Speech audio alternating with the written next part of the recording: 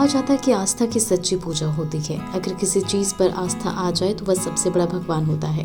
वैसे तो आए दिन लड़कियों के साथ अत्याचार की कहानियां सुनने को मिलती हैं, लेकिन पटना का एक ऐसा गांव जहां लड़की को देवी मानकर हजारों लोग पूजा करते हैं। राजधानी पटना से सटे पटना सदर प्रखंड क्षेत्र के पुनाडी गाँव में ऐसा ही वाक्य देखने को मिलता है, जहाँ प्रत्येक वर्ष होली के दूसरे दिन पुनाडी गाँव ही नहीं, आसपास के दर्जनों गाँव के लोग सती देवी बनी गाँव की लड़की की पूजा करने पहुंचते हैं। फिर उसी लड़की को डोली में बिठाकर पूरे इलाके में जुलूस की शक्ल में घुमाया जाता है।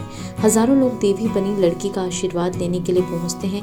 पुरानी मान्यता के बारे में स्थानीय लोगों ने बताया कि सैकड़ों साल पहले होली के दूसरे दिन एक नवविवाहिता लड़की के पति की मौत हो गई थी।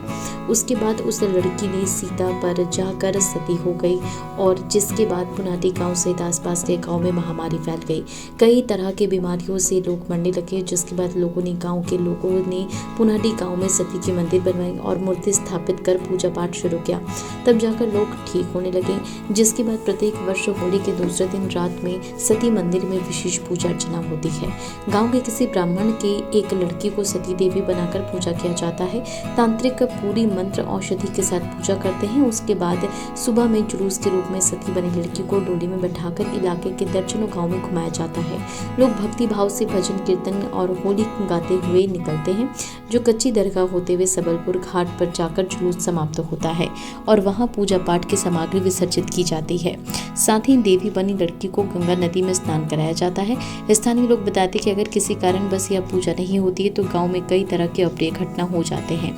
गांव के बुजुर्ग का कहना है कि यह सिलसिला कब से चला आ रहा है यह मुझे भी मालूम नहीं। गाँव के बुजुर्ग एक दूसरे को बताते आ रहे हैं और यह पूजा लगातार चलता आ रहा है। आज की कहानी नहीं, हजारों हजार वर्ष पहले के पूर्वज लोग कहते थे। आज की बात नहीं है।